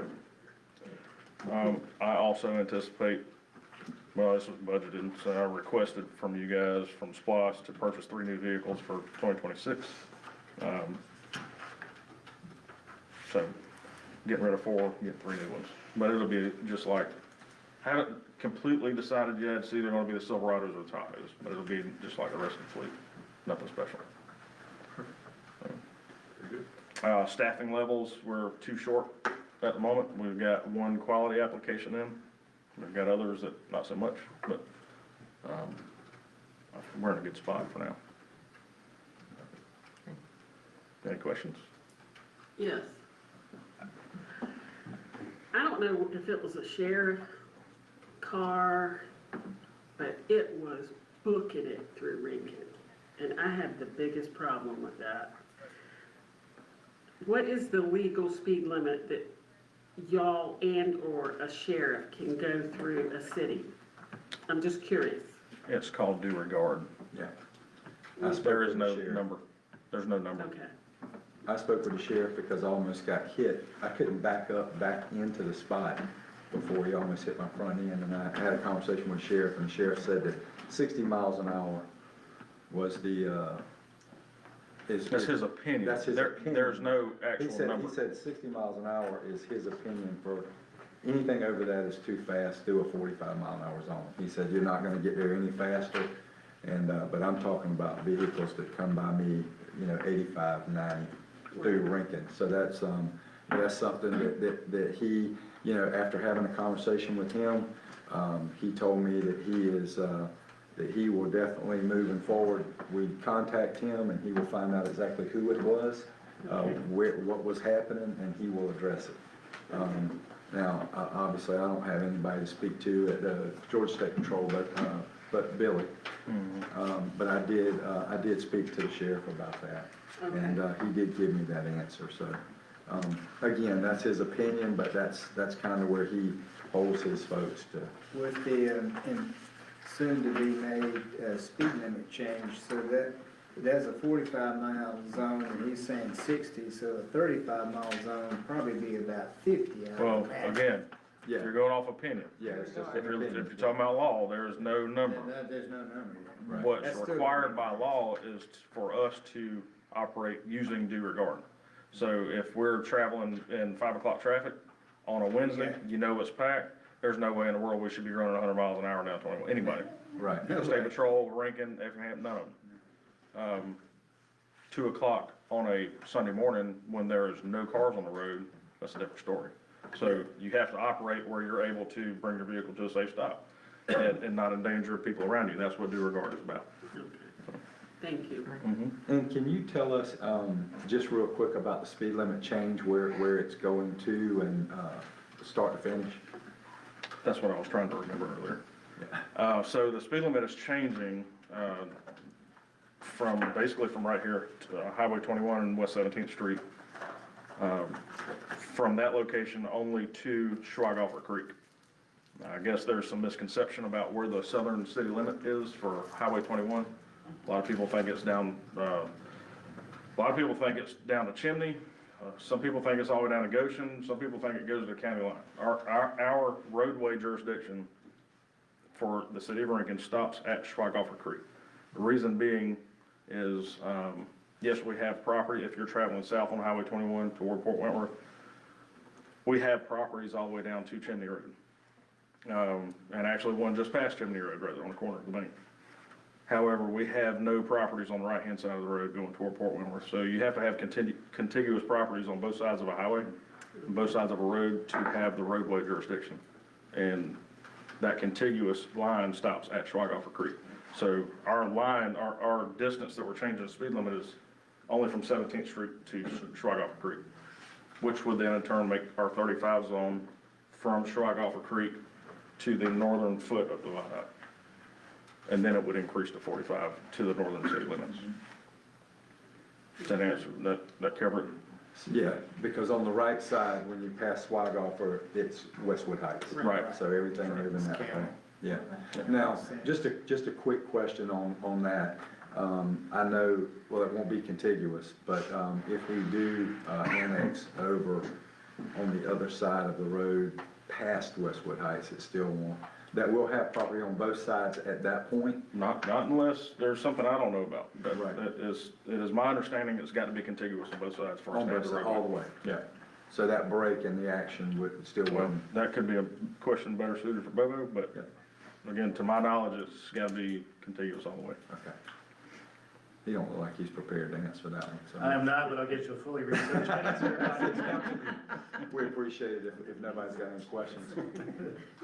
All right. Do you still have a timeline when the state may come in and change it? Or- That's solely I know up it's up to to the state to come in and change. We're at the sign. mercy of DOT on that one. Yeah, okay. Chief? Thank you. Be safe. Chief? Thank you. The other chief? Chief Reed. Mine's not as exciting as his. Oh, Mayor and Council, we finished with 1,460 calls last year. That's an average of 4 calls per day. Of course, 80% of what we do is medical now. Not so much fire. We run a lot of MVCs in the city of Rincon. So that is, the majority of what we run is medical. Lift assists have been through the roof, as we know. We've seen some of the same patients 2 or 3 times a day or a week in a 24-hour span to pick them up off the floor. Yep. So we're doing what we can as far as APS cases and things like that to get them help, plus assisted living, things like that, which that'll be good. We have 1 vacancy. We've been going through the hiring process. We've got 2 good candidates. We should be making a decision by the 23rd. One is certified, one is not. One is prior military. He would have to go to the academy, which starts March the 5th.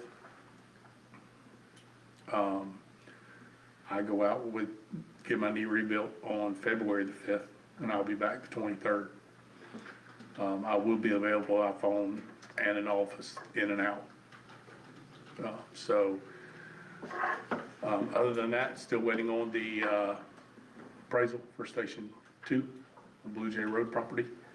We don't know when that's going to be done. So as soon as that's done, we'll make further arrangements from there. We are planning on surplusing 3 trucks, 3 pickup trucks,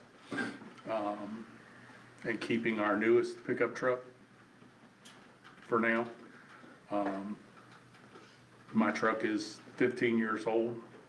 This cost $10,441 to keep running it in the last 2 years.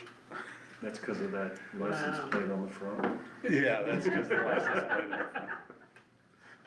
Yeah. That was a good one. Wasn't expecting Well, I that one. appreciate you not submitting for a new truck every year. I appreciate that. Yeah, it's been 15 of them, so It's been 15. so we probably, I mean. So this year, the you cost of probably that's will gonna be- submit for one. Yeah, there may be a budget amendment later in the year for a truck. I mean, we've spent 10,000 on it. It's something we really need to think about Yeah. because we're just spending money left and right on it. Exactly. And I think there's a piece on there that we have not fixed yet, that we kind of backed off of repairing, knowing it's coming. Yes, yes.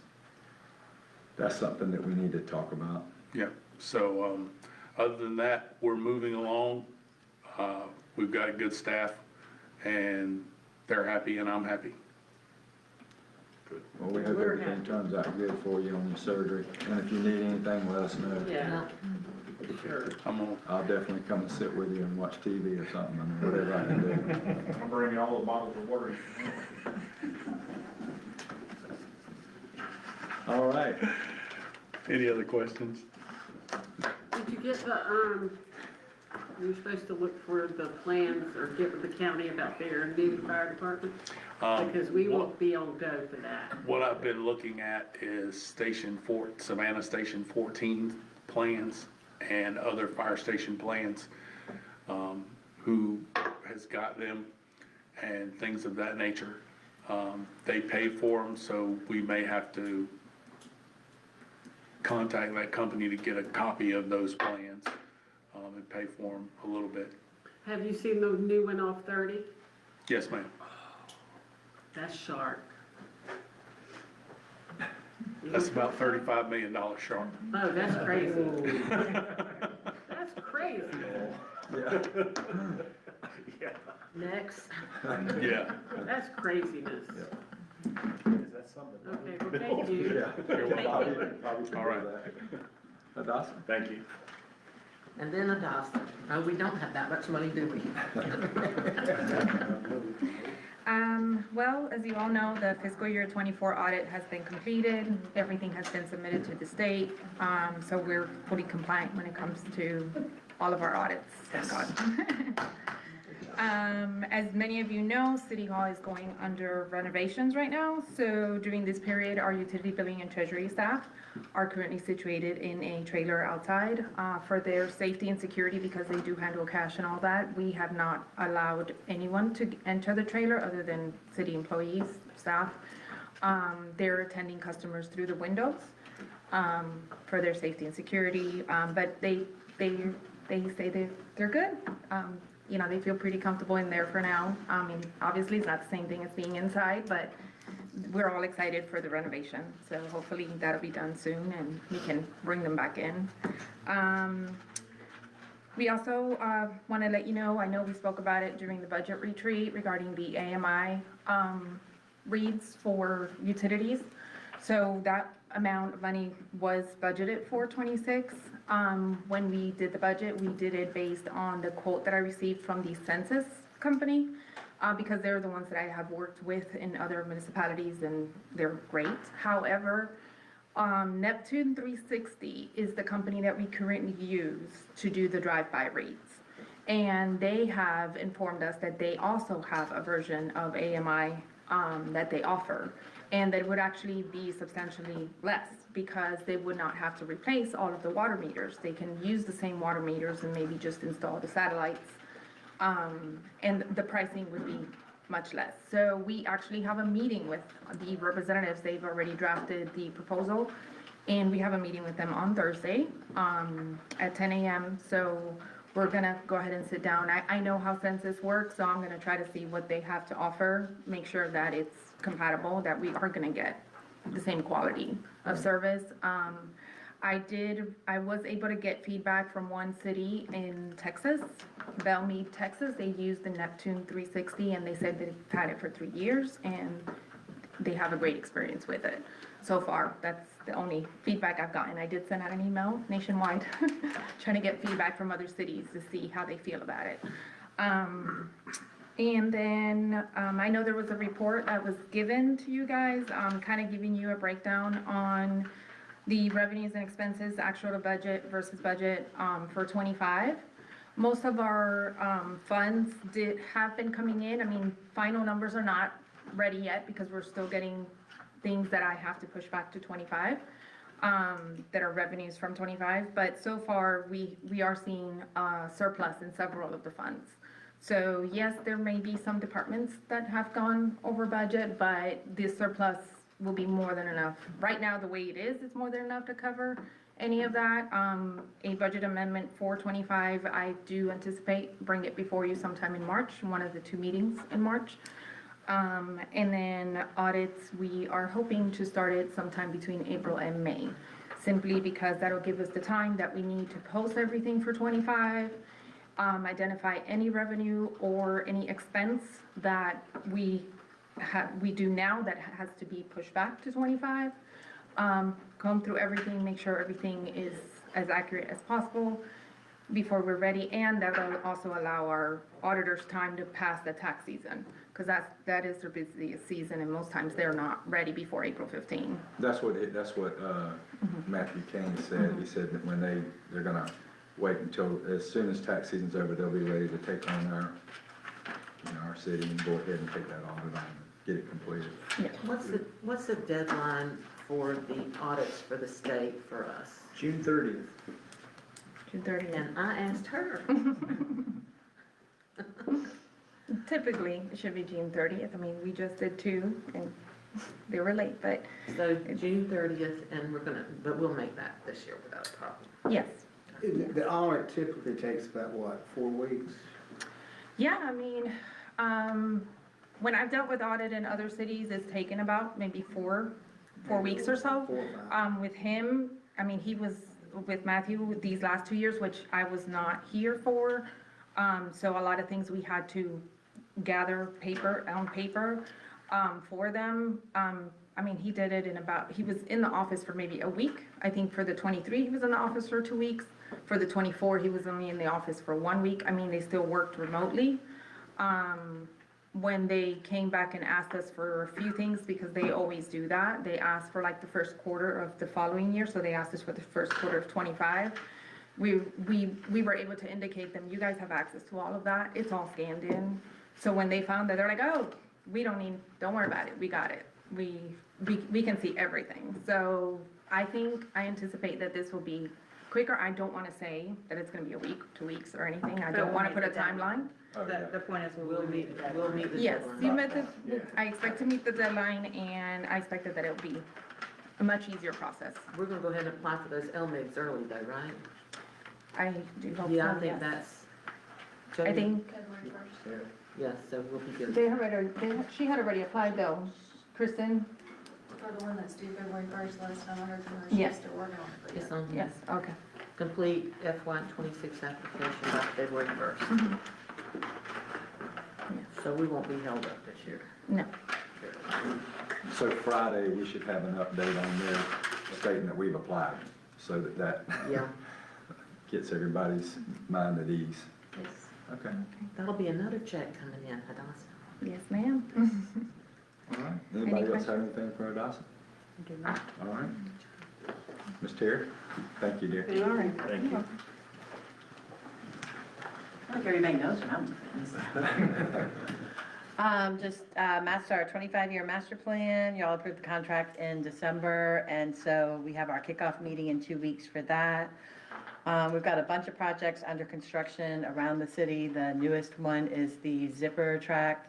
They're gonna be building townhomes, right by the railroads. They've started putting up all of their silt fence, and started to work. Part of that pond there is gonna be filled, part of it will remain there for storm drainage. We do have one vacancy on our planning and zoning board. Applications are due by February 2nd, so if you know anybody that lives in the city, within the municipal city limits, please let them know, have them. We can email it to them, they can stop by and pick it up, but it will be due by the 2nd. Because I'd like to have it on your February 9th agenda so that we can get somebody in place for our February 17th board meeting. I know that Tiffany let y'all know we had our intern Anya start last week. She's really good. She's scanning stuff for us. She's coming to meetings with us so that she can start to learn a little bit about what we do in planning and zoning. And so I think it's going to be a good experience for her. We're going to have her through probably mid-May. And then the final thing I was just going to tell you is Parkview Townhomes was kind of finished up at the end of the year. This is the one behind Sonic and Subway, that area. It was kind of finished up, but they weren't ready for David to start doing COs for tax reasons. So they have started calling for those, so we should see those starting to finish up pretty soon and be available to the public. And that's all I have. Thank you. Council? You got anything you want to add tonight? No. Tim? No? Yeah, you good? No comments? Comments? us? Yeah. I'll wait till next week. All right. It's not late. Are we having an executive session? Yes. Good. I do want to say thank you to all the staff, all employees. You're keeping the city going, and that's much appreciated. Okay. All right, make a motion. It might be too late, but I was curious if the council is willing to listen to any concerns concerning the application process for the. We'll have to talk about that. You You have to can reach out to You can Terry reach out to Terry on on that. tomorrow. Yeah. Thank you. Thank you. All right, motion in order to go into executive session. So moved. Second. Got a motion by Ms. Riley, I got a second by Mr. Blackwell. All in favor, say aye. Aye. Opposed? Motion passes. So on that part too.